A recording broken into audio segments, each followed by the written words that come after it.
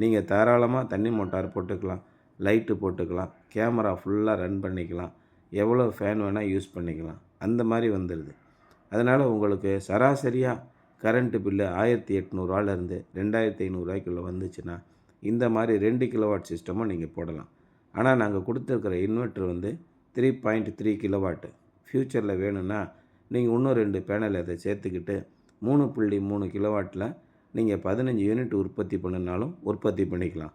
இதுக்குரிய ACDC junction box, அதுக்குரிய structure, அதுக்குரிய எர்த்திங்கு எல்லாமே 3 கிலோவாட்டுக்கு போடக்கூடியதான் வரும்.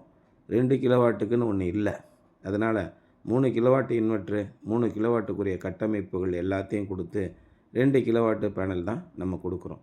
வேணும்னா நீங்கள் எதிர்காலத்தில் இன்னும் கொஞ்சம் சேர்த்துக்கலாம், இன்னும் அதிகமாக கரண்ட் உற்பத்தி பண்ணலாம். ஆகவே ஒரு வீட்டுக்கு எத்தனை கிலோவாட்டு சிஸ்டம் போடுறோம் அப்படிங்கிறது, நமக்கு மின் கட்டணம் எவ்வளோ செலவாகுது, எவ்வளோ ரூபாய் நம்ம மின் கட்டணமாக செலுத்துகிறோம், இதன் அடிப்படையில் தான் நம்ம அமைக்கிறோம். நம்முடைய மின்சார செலவு சராசரியாக கொஞ்சம் குறைவாக தான் இருக்குது அப்படின்னா 2 கிலோவாட்டு போடுங்க. 3000, 3500, 4000 அந்த மாதிரி வந்துச்சுன்னா 3 கிலோவாட்டு போடுங்க. அதுக்கு அதிகமாக வந்துச்சுன்னா 5 கிலோவாட்டோ, 8 கிலோவாட்டோ, 10 கிலோவாட்டோ உங்களுடைய இபி சர்வீஸ் நம்பரை மட்டும் எங்கிட்ட ஷேர் பண்ணுங்கள். எல்லா விவரங்களையும் உங்களுக்கு தெளிவாக சொல்கிறோம்.